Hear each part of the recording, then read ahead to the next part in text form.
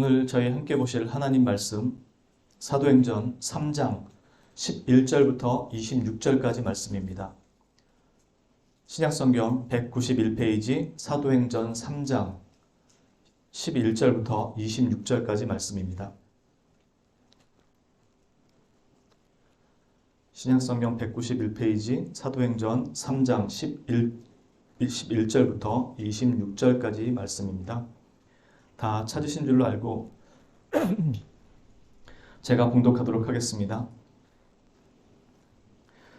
나은 사람이 베드로와 요한을 붙잡으니 모든 백성이 크게 놀라며 달려나아가 솔로몬의 행각이라 불리우는 행각에 모이거늘 베드로가 이것을 보고 백성에게 말하되 이스라엘 사람들아 이 일을 왜 놀랍게 여기느냐 우리 개인의 권능과 경건으로 이 사람을 걷게 한 것처럼 왜 우리를 주목하느냐 아브라함과 이삭과 야곱의 하나님 곧 우리 조상의 하나님이 그의 종 예수를 영화롭게 하셨느니라.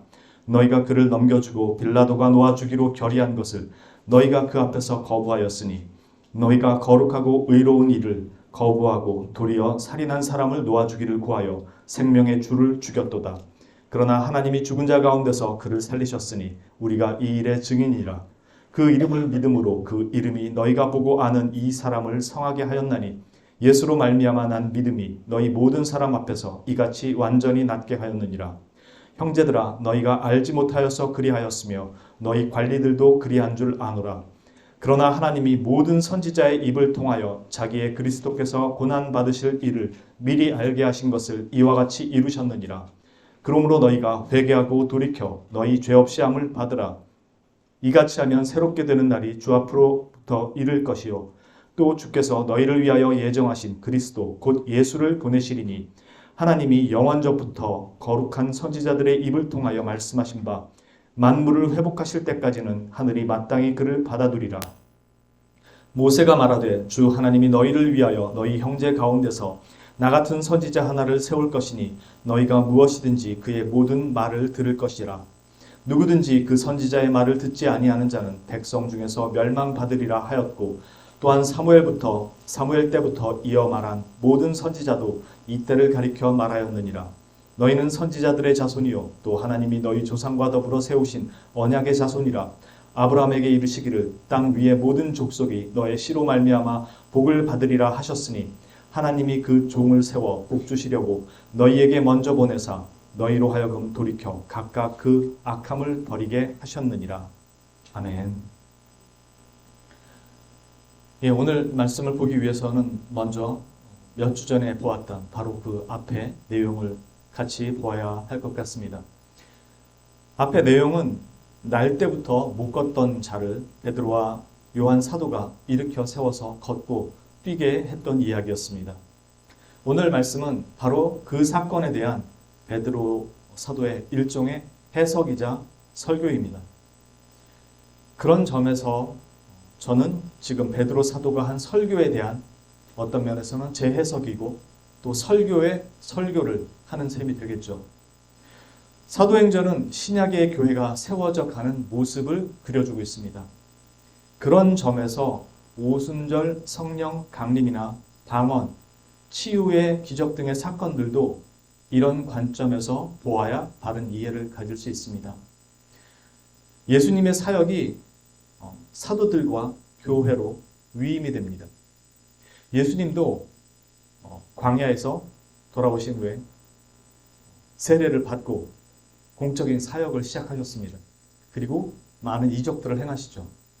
마찬가지로 부활 승천하시면서 사도들에게 그 임무를 똑같이 위임하셨고 사도들도 오순절날 성령 강림으로 예수님께서 행하셨던 똑같은 이적들을 동일하게 반복해 나갑니다. 그렇게 예수님은 자신이 하셨던 일들을 사도와 교회에 위임하시죠. 그런 맥락에서 이 문제를 보아야지 좀 더 정확하게 바르게 볼 수 있을 것입니다. 먼저 앞의 내용을 간단히 살펴보자면 나면서부터 걷지 못하던 이 40년 동안 안진뱅이로 지내야 했던 이 사람을 베드로와 요한 사도가 주님의 이름으로 일으켜 세웠죠. 우리는 지난 시간에 이 사건이 환경이 아닌 사람의 변화를 말하는 것이라는 것을 살펴보았습니다. 우리가 흔히 신앙을 가지면서 기대하는 바는 하나님께서 우리의 환경과 상황을 완전히 새롭게 해주시기를 바란다는 것이죠. 그러나 전에도 말씀드린 대로 우리는 무균실의 완전한 보호막 속에서 신앙생활을 하는 것이 아닙니다. 우리는 죄가 만연한 세상 속에서 살아갑니다. 다만 그리스도인으로 구별된 존재로 이 땅에서 살아갑니다. 하나님의 두 나라의 백성으로 살아가는 것이죠. 대한민국의 한 사람으로 또 하나님 나라의 백성의 한 사람, 즉 그리스도인으로 말이죠. 그래서 우리는 악하고 죄가 많은, 그래서 좌절스러운 환경과 상황이 완전히 제거된, 그런 것들과 완전히 분리된 그 어떤 공중에 붕 떠 있는 그런 환상 속의 어떤 나라에서 살아가는 것이 아니라 바로 죄악이 만연한 그런 이 땅에서 그리스도인으로 살아가게 됩니다. 여러분은 누가복음 7장 36절 이하에 나왔던 예수님께 향유를 붓던 한 여인에 대한 이야기를 기억하실 겁니다. 예수님께서 바리새인 시몬이라는 사람의 집에 가서 식사를 하실 때 한 여인이 예수님을 찾아오죠. 그리고 그 여인은 마을 사람 모두가 아는 죄인이라고 이야기합니다. 어떤 종류의 죄인이었는지는 모르지만 그녀가 죄인이었다는 것을 모두가 알고 있었다고 얘기합니다. 어떤 학자들은 아마도 그녀가 창녀였을 것이라고 이야기합니다. 사실 정확한 것은 아닙니다. 그러나 이해를 돕기 위해 그녀가 죄인이었던 것만큼은 분명하기 때문에 창녀라고 가정을 해보겠습니다. 그 여자는 예수님이 식사하러 오셨을 때 눈물로 예수님의 발을 적시고 머리털로 닦고 그 발에 입 맞추고 비싼 향유를 깨서 예수님께 붓습니다. 그때 바리새인 시몬은 예수님이 정말 선지자가 맞다면 그 여자가 죄인이라는 것을 알 것이라고 생각합니다. 즉 가까이 하지 않을 것이라고 생각합니다.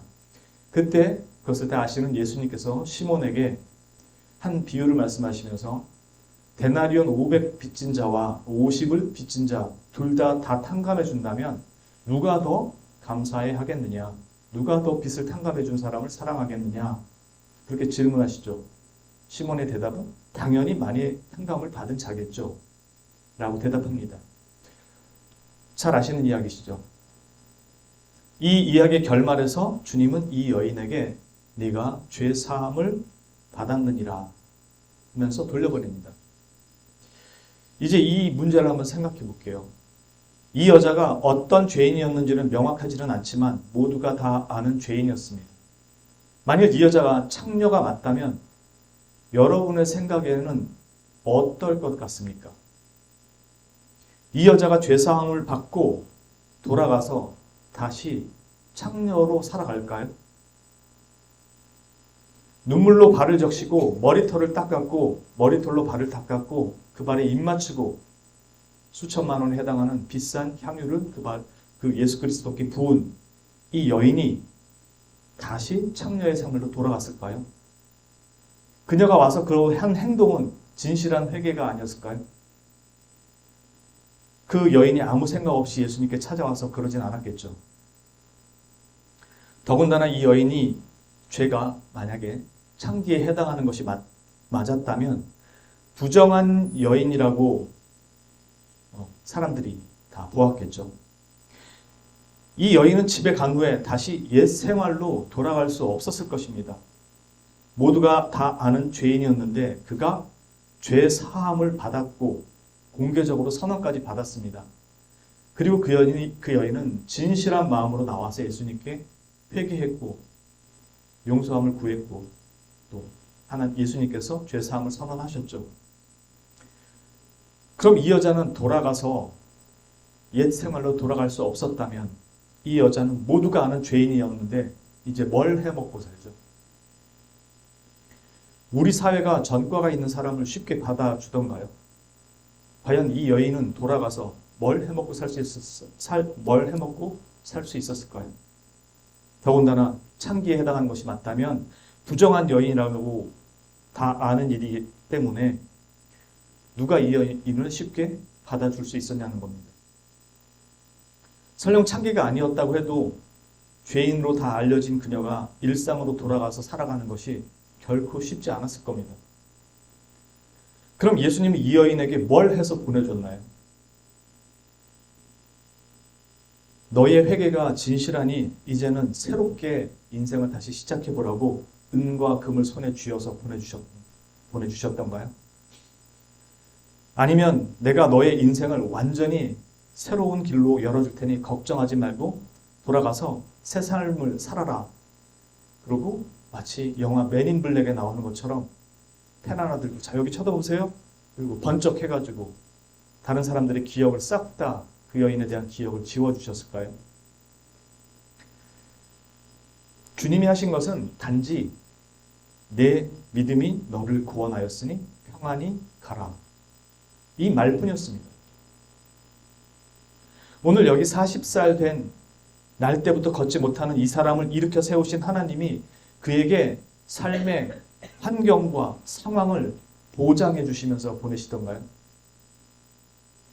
주님은 그에게 은과 금, 즉 세상에서 절대적 필요라고 생각하는 그런 어떤 환경이나 여건을 제공해 주시 않으시고 그 사람 자체를 새롭게 회복시켜서서 사회로 돌려보내십니다.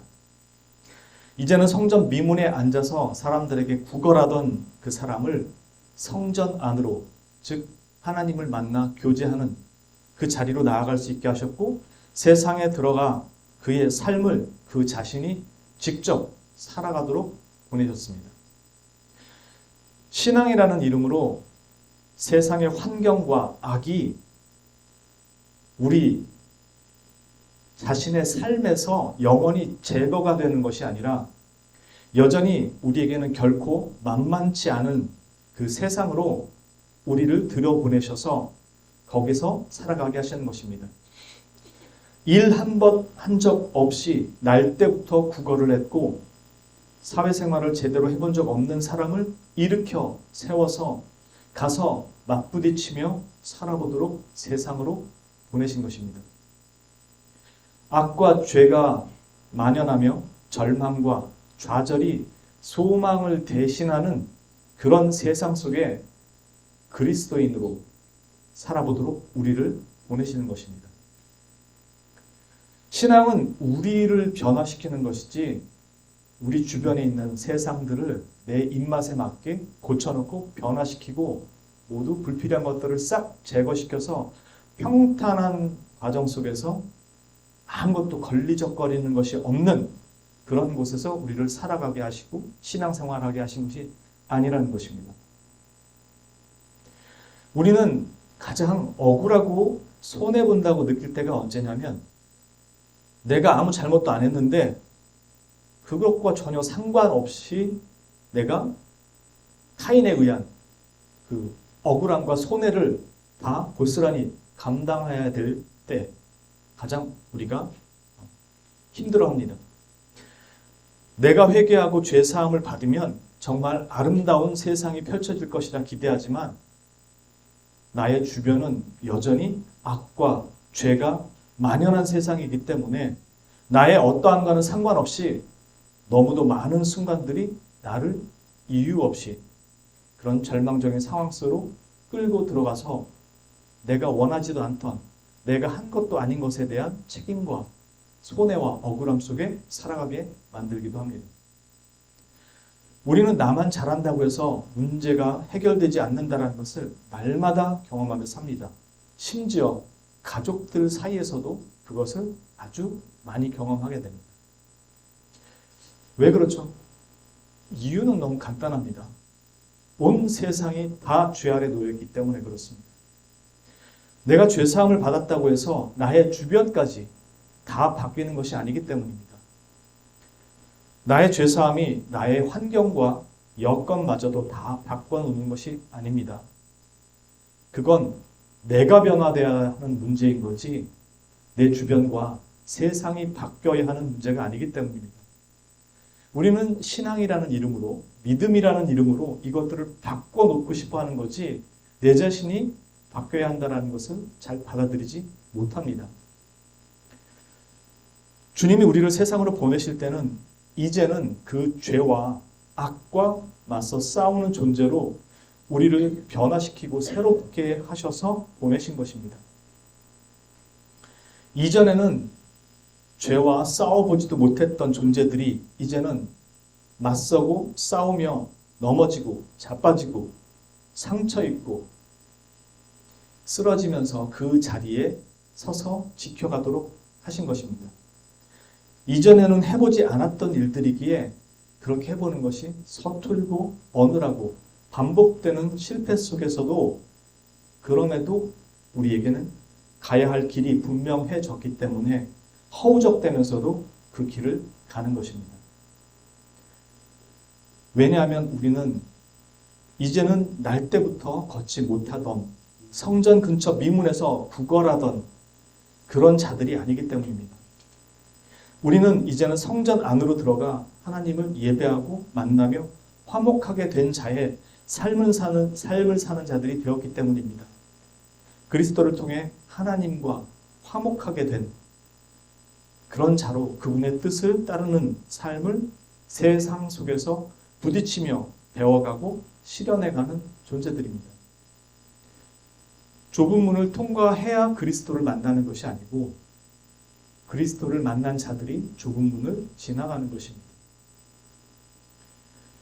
지금 베드로 사도가 증언하고자 하는 이 내용은 기적이 아니라 기적의 포인트가 있는 것이 아니라 예수 그리스도입니다. 베드로 사도의 말은 지금 이런 것입니다. 너희도 아는 것처럼 예수님이 얼마 전에 십자가에 못 박혀 죽으셨다. 그것도 너희가 직접 그분을 십자가에 못 박도록 내어줬다. 그러나 나는 너희가 비록 신성 모독자라고 비난하면서 죽인 그분의 이름으로 이 사람을 일으킨 것이다.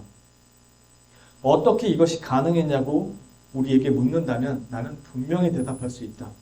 그것은 바로 구약에서 이미 수많은 선지자와 모세의 글들을 통해 말씀하셨던 그 메시아가 바로 이분이기 때문이다. 그 이야기를 지금 베드로 사도가 이야기한 것입니다. 오늘 말씀 22절부터 26절까지 한번 볼게요. 3장 22절부터 26절입니다. 저희가 한 목소리로 한번 같이 읽어보도록 하겠습니다. 22절부터 함께 읽도록 하겠습니다. 모세가 말하되 주 하나님이 너희를 위하여 너희 형제 가운데서 나 같은 선지자 하나를 세울 것이니 너희가 무엇이든지 그의 모든 말을 들을 것이라. 누구든지 그 선지자의 말을 듣지 아니하는 자는 백성 중에서 멸망받으리라 하였고 또한 사무엘 때부터 이어 말한 모든 선지자도 이때를 가리켜 말하였느니라. 너희는 선지자들의 자손이요 또 하나님이 너희 조상과 더불어 세우신 언약의 자손이라. 아브라함에게 이르기를 땅 위의 모든 족속이 너의 씨로 말미암아 복을 받으리라 하셨으니 하나님이 그 종을 세워 복 주시려고 너희에게 먼저 보내사 너희로 하여금 돌이켜 각각 그 악함을 버리게 하셨느니라. 아멘. 지금 베드로 사도가 인용하는 모세의 이야기나 사무엘의 이야기나 그리고 선지자들이 말한 이 때를 가리킨다는 것은 그리스도의 때를 말하는 것이고요. 베드로 사도가 말하고 있는 그의 종, 여호와의 종, 거룩한 그리고 의로운 이라고 말하는 분은 이사야 선지자가 예언했던 그 종을 말하는 것입니다. 자, 이 부분은 함께 볼게요. 구약 성경 1033페이지입니다. 이사야 52장입니다. 구약 성경 1033페이지입니다. 이사야 52장입니다.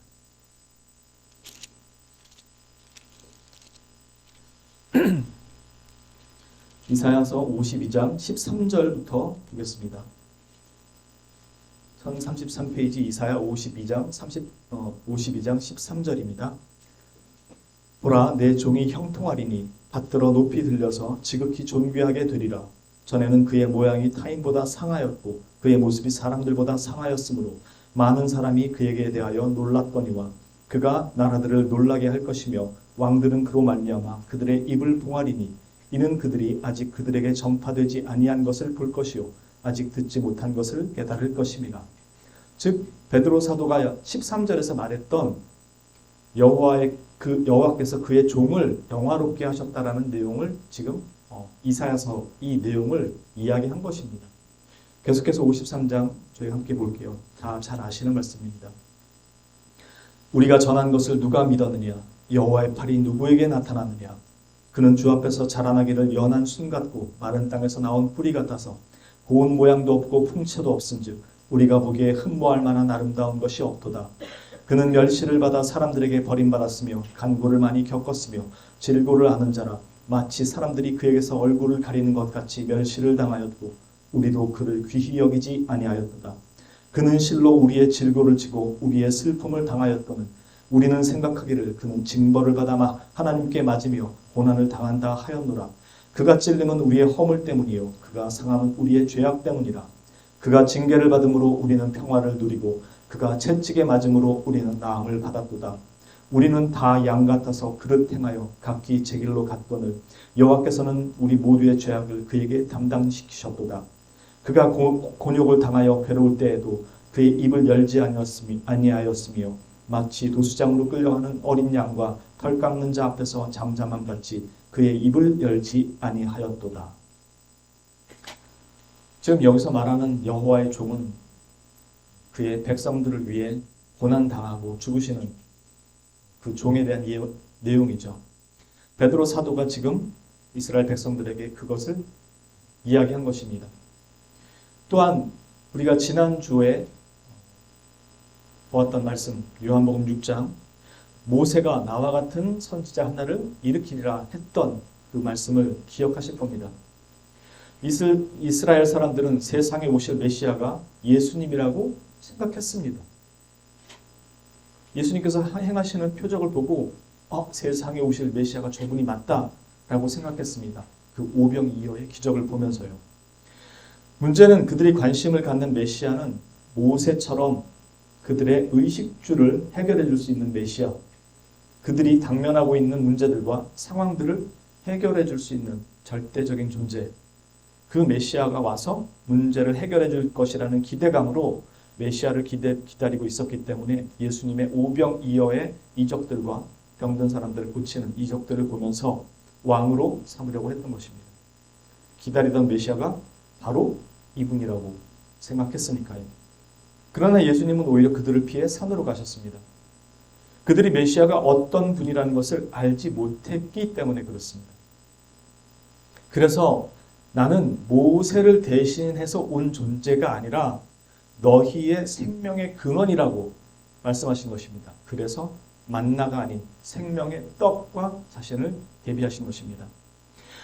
요한복음은 예수님께서 이 땅에 계실 때의 이야기를 기록한 것이지만 사도행전은 예수님이 죽고 부활하시고 승천하신 후에 그 사도들이 활동했던 그때를 기록한 것입니다. 그러니 지금 이 내용들은 사도들이 예수님을 어떻게 이해하고 있는지를 알려주는 것이죠. 즉 베드로가 지금 25절 이하에서 그 이야기를 하는 것입니다. 모세가 나와 같은 선지자 하나를 일으키리라고 했던 것은 22절, 23절에서 보듯이 너희는 그의 모든 말을 들으라. 즉 그가 하나님의 말씀을 가지고 와서 너희를 가르치고 너희에게 전한다는 것이었습니다.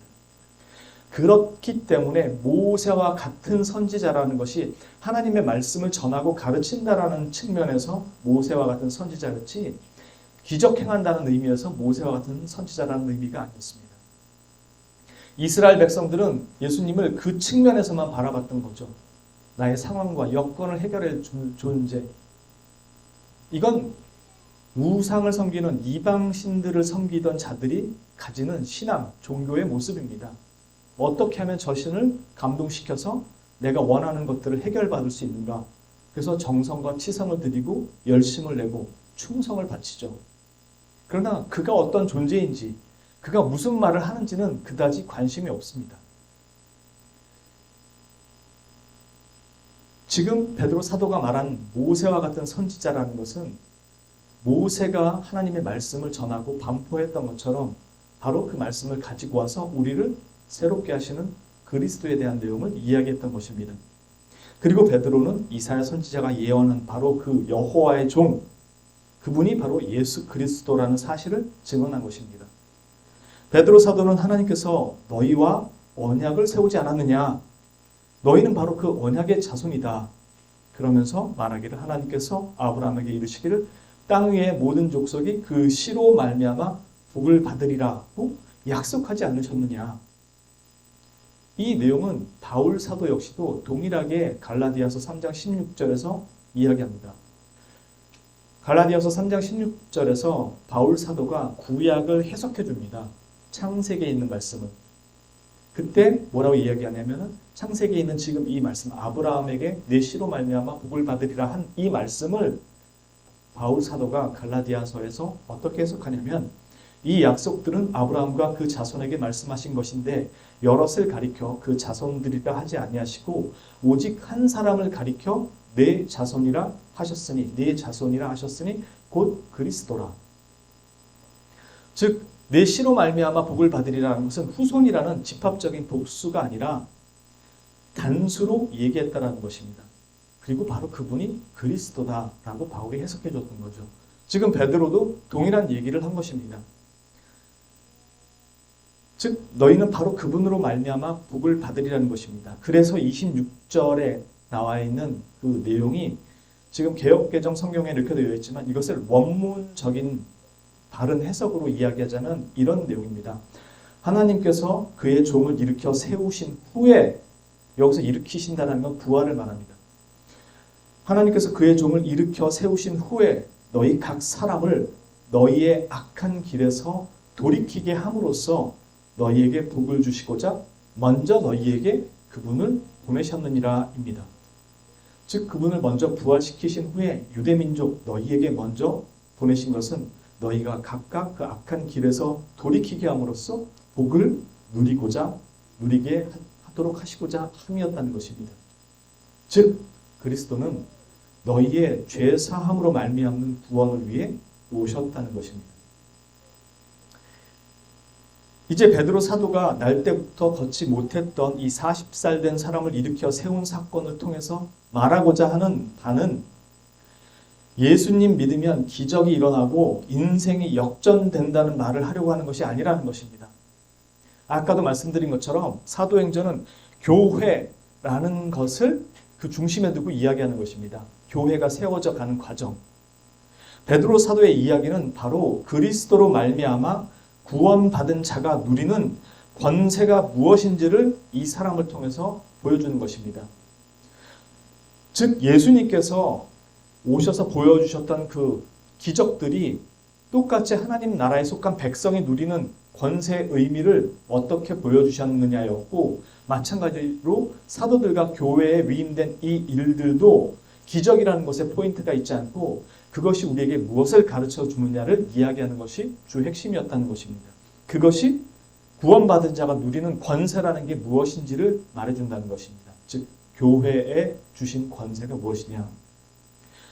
즉 하나님께서 그리스도를 통해 그의 교회에게 주신 권세가 어떤 건지를 말하는 것인데, 그것이 어떤 사람에게는 기적에 집중되어 있을지 모르지만 지금 베드로 사도가 말하고자 하는 바의 핵심은 죄와 사망으로부터 노임받은 하나님의 거룩한 백성의 권세를 이야기하는 것입니다.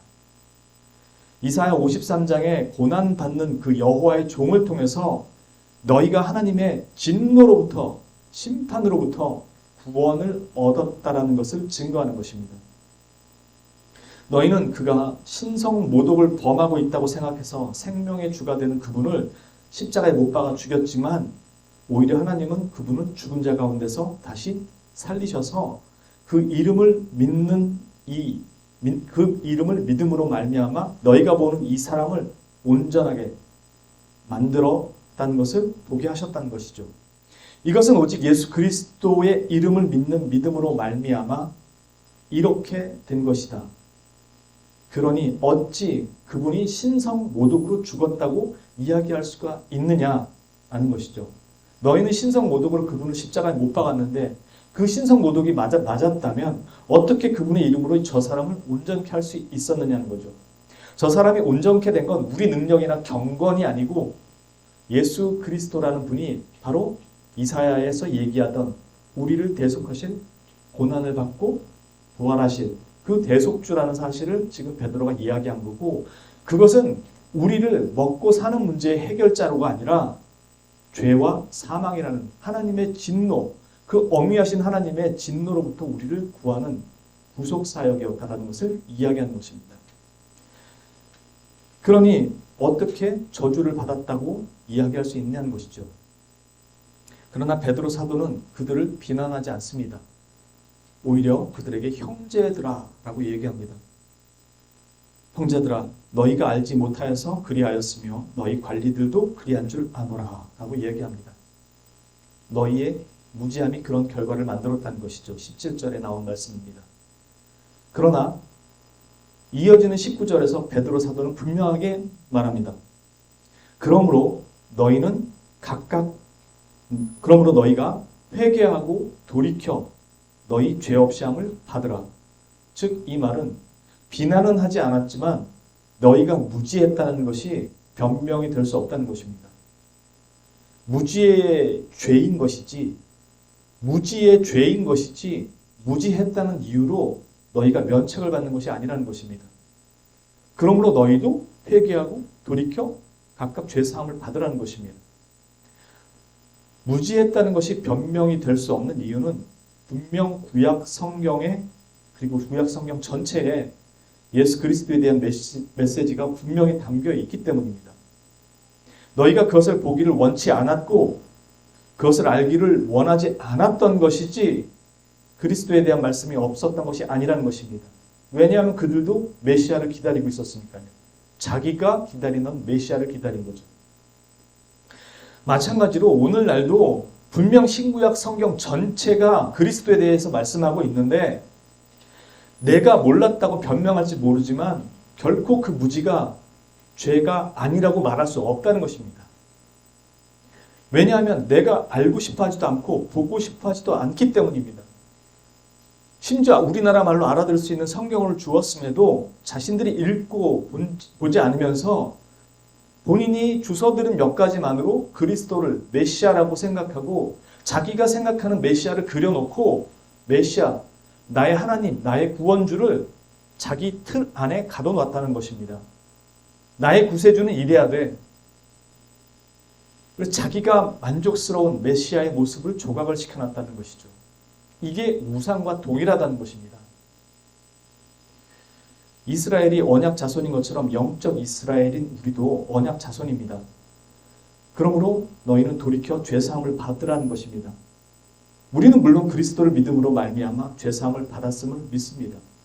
그리고 이제는 그 악함에서 떠나 하나님의 뜻을 따르기를 원하죠.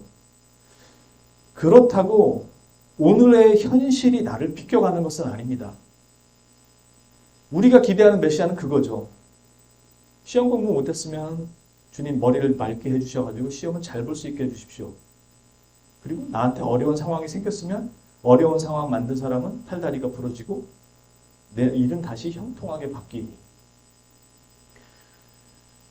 그러나 그리스도인이 된다는 것은 이 현실이 나를 비껴가거나 피해가는 것들이 아니고 제거되는 것들이 아닙니다. 우리를 새롭게 하셔서 그런 현실과 신앙으로 맞부딪히며 살아가게 하는 것입니다. 그래서 우리가 신앙생활을 한다고 할 때는 그리스도와 함께 근두운 손오공처럼 구름 타고 이리저리 악과 죄를 피해 다니면서 그렇게 아무 일 없다는 듯이 살아가는 것이 아니고 현실이라는 이 칼날 같고 깨진 유리벽 조각 같은 그 삶의 현장을 예수 그리스도의 손을 잡고 넘어가는 겁니다. 그냥 관통하는 것입니다. 거기서 우리의 신앙이 자라가는 것이고요. 우리는 지금 베드로 사도가 얘기한 미문에 앉아있는 사람의 이야기가 그 이야기를 한다는 것입니다. 그리스도의 권세를 가진 자가 어떠한 의미를 말하는 것인가 라고 했을 때 오늘날 놓여있는 현실의 이 죄와 악 속에서 그리스도와 함께 그 죄와 악에서 벗어나 그 삶을 지켜나가고 싸워나간다는 것입니다. 우리는 미문에 앉아있던 그를 보면서 우리 자신을 볼 수 있어야 합니다. 우리는 영적으로부터 날 때부터 죽은 자였고 걷지도 뛰지도 못하던 자였습니다. 그러나 주님이 다시 새롭게 하셨습니다. 그렇게 우리는 이제 성전 밖이 아닌 성전 밖에서가 아닌 성전 안으로 들어가 주님을 만나고 예배하는 자가 된 것입니다. 한 번도 걷거나 뛰어본 적이 없는 자이기 때문에 마냥 신기합니다. 그리고 어설픕니다. 익숙하지 않습니다. 그리고 남들이 다 해본 일상적인 사회생활도 해본 적이 없던 자였습니다. 다시 말해서 거룩한 생활을 이전에는 해본 적이 없던 자들입니다. 우리는 우리가 사는 삶의 모든 잣대를 세상적인 기준으로 가지고 와서 그 잣대 속에서 나를 보기 때문에 그것이 죄라는 인식이 없습니다. 조선시대로 가면 혼전동거는 돌 맞아 죽을 일입니다. 근데 오늘날에는 당연한 것일 뿐만 아니라 아이는 혼수품이라고 얘기할 정도가 되어 있는 사회 속에 살아갑니다. 그래서 그 속에 살아가는 나는 그 기준에서 보면 언제나 정당합니다. 그러나 우리는 그것이 아닌 이제는 죽었던 자에서 살아난 자가 되어서 하나님의 법 안에서 세상을 볼 수 있게 된 것입니다. 그래서 해보지 않던 일들을 하는 것이 매우 어설프고 익숙하지 않습니다. 우리는 모두 죄와 사망 아래에 있던 자들입니다.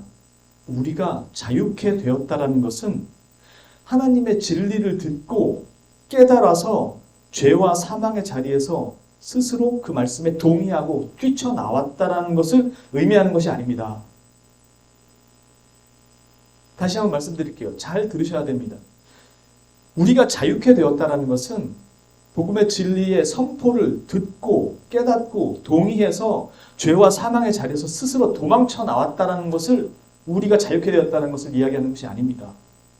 우리가 복음을 듣고 깨달아 그 말씀에 동의하고 마음의 감동을 받아서 믿음을 굳게 하고 하나님 앞에 나옴으로 말미암아 붙잡고 있던 죄와 사망으로부터의 그 권세로부터 탈출한 것이 아니라고 이야기하는 것입니다.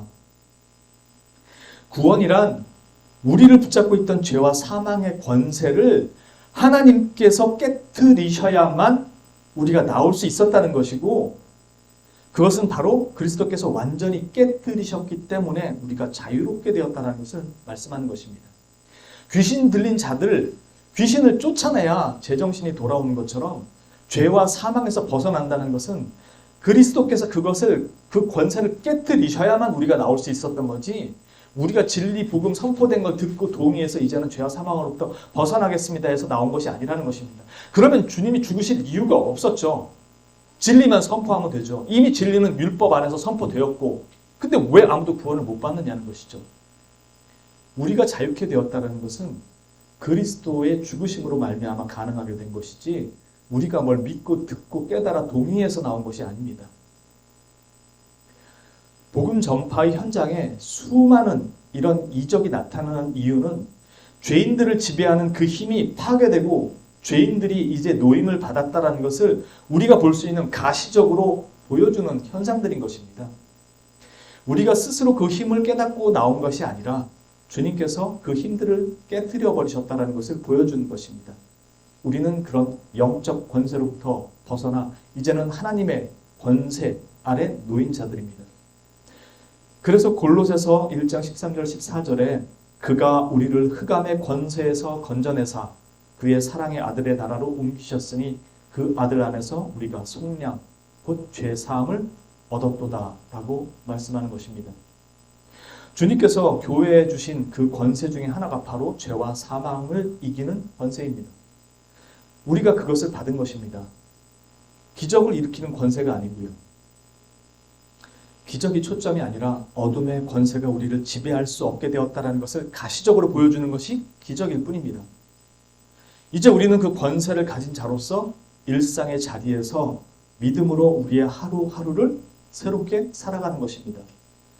성함을 입은 자처럼 영적으로 새로워진 자로 하나님의 뜻에 반응하고 순종하는 자로 살아가도록 새로운 권세, 주님의 은혜 아래로 부르신 것입니다. 죄를 지배하는 것은, 죄를 지배할 수 있는 능력은 경건이 아니라 은혜입니다. 새겨 들으셔야 됩니다. 죄를 지배할 수 있는 능력은 경건이 아니라 은혜입니다. 은혜가 우리를 죄의 지배로부터 해방시킵니다. 명심하십시오. 우리는 죄를 꺾고 눌러 이기는 기적을 행해야 영성이 좋고 신앙이 좋다고 판단하려고 들지만, 정말 위대한 신앙은 죄인인 나 자신을 다시금 주님의 은혜 아래에 두는 것입니다. 그것이 우리의 경건의 첫 시작이고 동시에 마침표입니다. 반드시 기억하십시오. 여러분이 사는 동안에 평생에 부딪히는 문제입니다. 죄를 이기는 것은 경건이 아니라 주님의 은혜입니다. 어떤 죄도 주님의 은혜보다 더 클 수가 없습니다. 주님의 은혜가 덮지 못하는 죄가 없습니다. 우리의 메시아 그리스도는 이것 때문에 오신 것이고 우리를 그 은혜 아래 두시기 위해 오신 것입니다. 죄의 지배권을 자기의 목숨으로 빼앗아서 상실시키고 그분의 은혜 아래로 우리를 데려오신 것입니다. 내가 자격이 있을 때가 아닌 죄인으로 있을 때 말이죠. 그리고 지금도 여전히 죄인인 우리를 그 은혜 아래에 두시는 것입니다. 그게 바로 죄를 이기는 가장 강력한 확실한 권능입니다. 우리는 그렇게 이 세상 속에서 거룩의 훈련을 쌓으며 살아가도록 하신 것입니다. 거룩에 승리하면 주님 나라 데려가겠다는 조건부가 아니라 이미 허락하신 주님 나라의 백성의 삶을 이 땅에서 이제는 죄인의 부패된 그 모습에서 새로워진 모습으로 이 땅에서 살아보도록 하신 것입니다. 그렇게 우리는 새로운 피조물이 되었을지라도 이 땅과 분리된 존재로 살아가는 것이 아니라 이 땅에서 하나님 나라의 백성으로 많은 죄와 악이 만연한 곳에서 살아가도록 다시 이 세상 속으로 보내진 것입니다.